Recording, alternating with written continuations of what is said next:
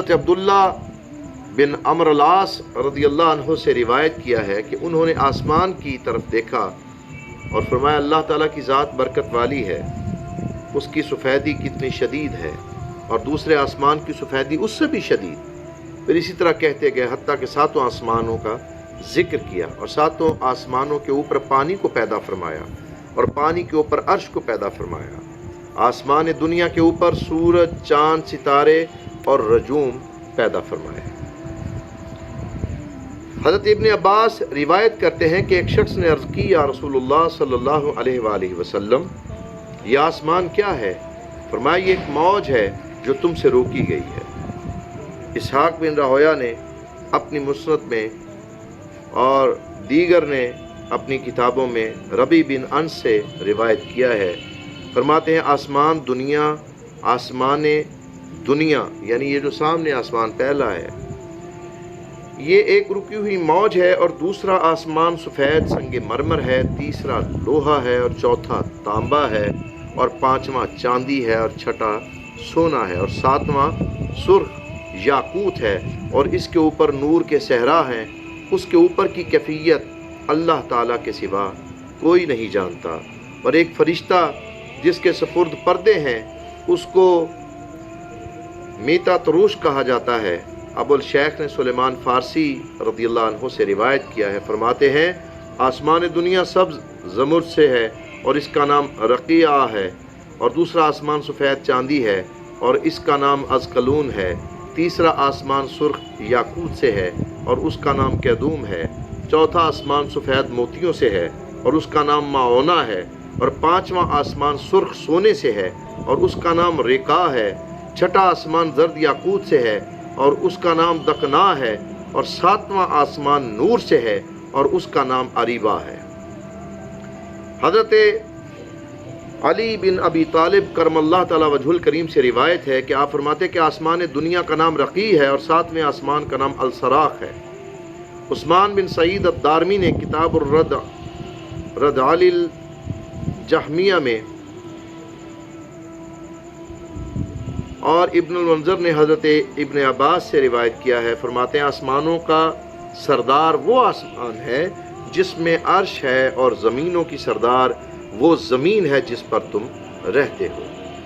ابن ابی حاتم نے الشابی سے روایت کیا ہے، فرماتے ابن عباس نے ابو الجل سے کی طرف سے لکھا ہے کہ آسمان کس چیز کا بنا ہوا ہے؟ انہوں نے جواباً لکھا کہ آسمان ایک رکی ہوئی موج ہے۔ ابن ابی حاتم نے حبہ لوفی سے روایت کیا ہے، فرماتے ہیں میں نے ایک دن حضرت علی کرم اللہ تعالی وجہ الکریم کو اس طرح قسم اٹھاتے ہوئے سنا کہ قسم ہے اس ذات کی جس نے آسمان کو دھوئیں اور پانی سے پیدا فرمایا۔ حضرت قعب رضی اللہ عنہ سے روایت ہے، فرماتے ہیں آسمان دودھ سے بھی زیادہ سفید ہے، اور حضرت سفیان ثوری رضی اللہ تعالیٰ عنہ فرماتے ہیں زمینوں کے نیچے ایک چٹان ہے، ہمیں خبر پہنچی ہے کہ اس چٹان کی وجہ سے آسمان کی سبزی ہے۔ ابو شیخ نے العظمہ میں اور بہقی نے الاسماء والصفات میں حضرت ابن عباس رضی اللہ عنہما سے روایت کیا ہے، فرماتے ہیں ہر چیز میں غور و فکر کرو اور اللہ تعالیٰ کی ذات میں غور و خوض نہ کرو، بے شک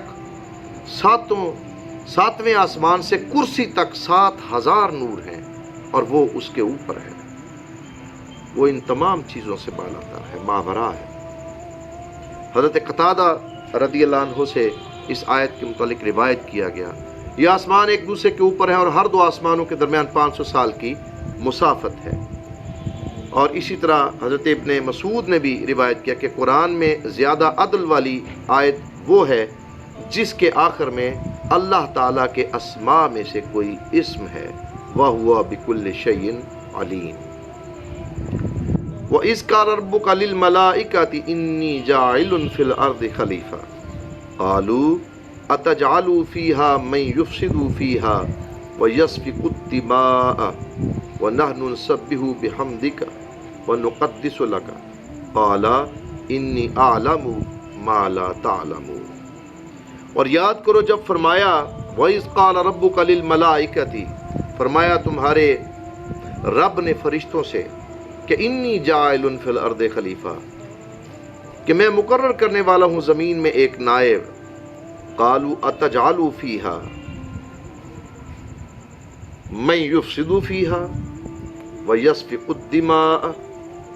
کہنے لگے کیا تو مقرر کرتا ہے زمین میں جو فساد برپا کرے گا اور اس میں وَيَسْفِكُ الدِّمَاءَ اس میں خون ریزیاں کرے گا. وَنَحْنُ نُسَبِّحُ بِحَمْدِكَ وَنُقَدِّسُ لَكَ حالانکہ ہم تیری تسبیح کرتے ہیں، ہم تیری حمد کے ساتھ، پاکی کے ساتھ تسبیح بیان کرتے ہیں تیرے لیے. اور پھر اللہ نے فرمایا قَالَ کہا انی اعلم میں جانتا ہوں ما لا تعلمون جو تم نہیں جانتے. امام ابن ابی حاتم نے حضرت ابو مالک رحم اللہ سے روایت کیا ہے، فرماتے ہیں قرآن میں جہاں اذا استعمال ہوا وہ معاملہ ہو چکا ہوتا ہے. اور ابن جریر نے حسن سے روایت کیا ہے کہ اس آیت میں جاعل بمانی فاعل ہے. ابن جریر نے ضحاک سے نقل کیا ہے کہ قرآن میں جہاں بھی جعل استعمال ہوا ہے وہ خلق کے معنی میں ہے.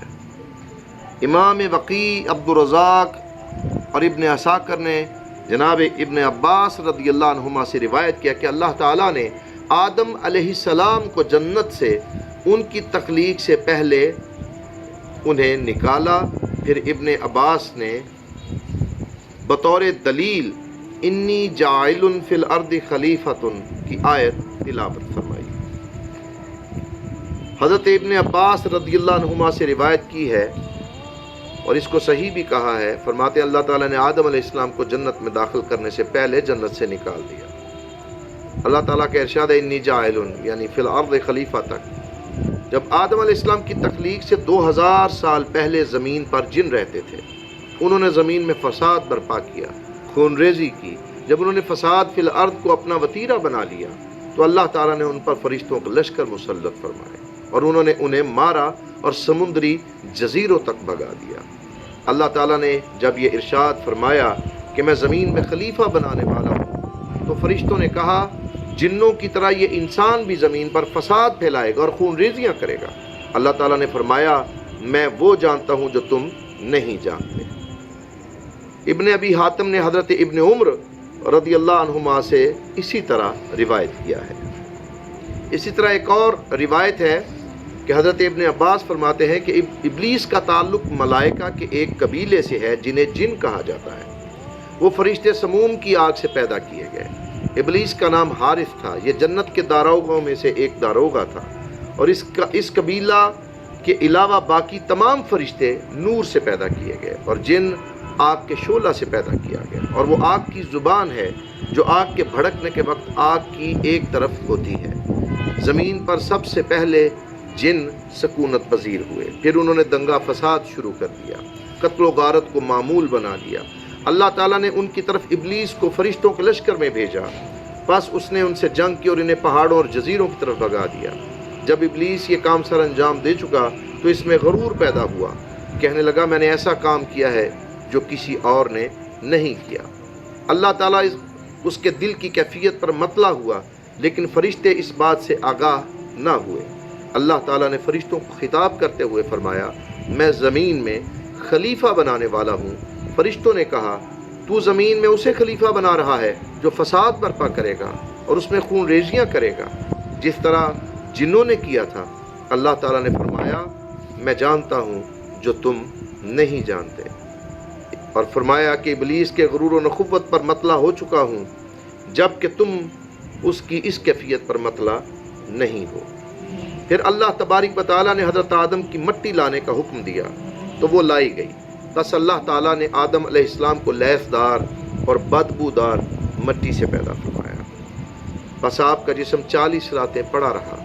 ابلیس آتا اور اپنے پاؤں سے اس جسم مبارک کو مارتا، آواز پیدا ہوتی. پھر وہ حضرت آدم کے جسم کے منہ سے داخل ہوتا اور دبر سے نکل جاتا، دبر کے راز سے داخل ہوتا اور منہ سے نکل جاتا. پھر کہتا تو کچھ بھی نہیں ہے، تجھے کس لیے پیدا کیا گیا ہے؟ قسم بخدا اگر مجھے تجھ پر مسلط کیا گیا تو میں ضرور تجھے ہلاک کر دوں گا، اور اگر تجھے مجھ پر مسلط کیا گیا تو میں تیری نافرمانی کروں گا. یعنی ضد، انانیت तकब्बुर, गरूर, हसद, बुग़्ज़, ये सारा ये शैतान का उसी वक्त शुरू हुआ। फिर जब अल्लाह ताला ने आदम के जिस्म में अपनी वनफ़ख़्तु फ़ीही मिन रूही रूह फूंकी तो वो रूह सर की तरफ से आई, और जहाँ जहाँ से वो रूह गुजरती गई वहाँ गोश्त और खून पैदा होता गया। जब रूह नाफ तक पहुँची तो हज़रत आदम अलैहिस्सलाम ने अपने जिस्म की तरफ देखा और अपना सरापा आपको बहुत पसंद आया।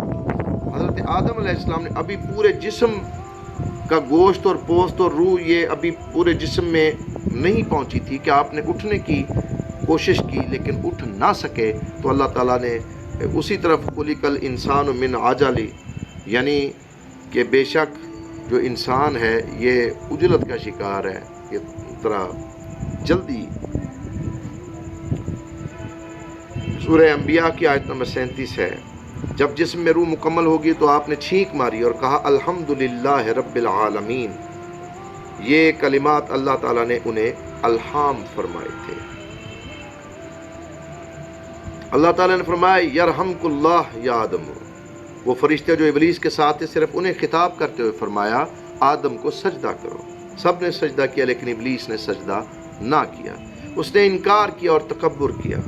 शैतान के दिल में तकब्बुर पैदा हुआ और कहने लगा मैं इसको सजदा नहीं करता और मैं इससे बेहतर हूँ और उम्र में बड़ा हूँ और अदरुए तख्लीक इससे ताकतवर हूँ। बस अल्लाह ताला ने इब्लीस को हर खैर से कुल्ली तौर पर मायूस कर दिया और उसको धुतकारा हुआ शैतान बना दिया। हज़रत अबू आलिया रज़ियल्लाहु अन्हु से रिवायत है, फरमाते हैं अल्लाह ताला ने फरिश्तों को बुध के रोज़ पैदा फरमाया और जिन्नों को जुमेरात के रोज़ पैदा फरमाया और आदम अलैहिस्सलाम को जुमा के दिन पैदा फरमाया। बस जिन्हों की एक कौम ने कुफ्र किया, बस फरिश्ते उनकी तरफ ज़मीन पर आए और उनसे जंग की। ज़मीन पर उस वक्त फसाद और खून रेजी थी। इसी वजह से फरिश्तों ने कहा कि क्या तू उसे खलीफा मुकर्रर करता है जो ज़मीन में फसाद बर्पा करेगा। मकसूद उनका यही था कि जिस तरह से पहले जिन्नात गए और फसाद और खून रेजियाँ करते रहे, अब ये भी तो यही करेगा। लेकिन अल्लाह ने फरमाया कि मैं वो जानता हूँ ला इल्म लना जो तुम नहीं जानते। जब अल्लाह ताला ने आग को पैदा किया तो फरिश्ते इससे डर गए और कहने लगे हमारे रब तूने इसको क्यों पैदा किया है। अल्लाह ताला ने फरमाया इसके लिए जो मेरी मखलूक से ये नाफरमानी करेगा। उस वक्त फरिश्तों के अलावा अल्लाह ताला की कोई मखलूक न थी। फरिश्तों ने कहा है मेरे परवरदिगार क्या कोई हम पर ऐसा ज़माना भी आएगा कि हम तेरी नाफरमानी करेंगे। फरमाया नहीं, मैं चाहता हूँ कि ज़मीन में एक मखलूक पैदा करूँ और उसमें एक खलीफा बनाऊँ, वो ज़मीन में खून रेजियाँ करेगी और फसाद फैलाएगी। फरिश्तों ने कहा क्या तू इसे ज़मीन में खलीफा बनाता है जो ज़मीन में फसाद फैलाएगा। बस हमें ज़मीन पर अपना खलीफा बना, हम तेरी हमद के साथ तेरी तस्बीह बयान करते हैं और तेरी पाकी बयान करते हैं। अल्लाह ताला ने फरमाया मैं वो जानता हूँ जो तुम नहीं जानते।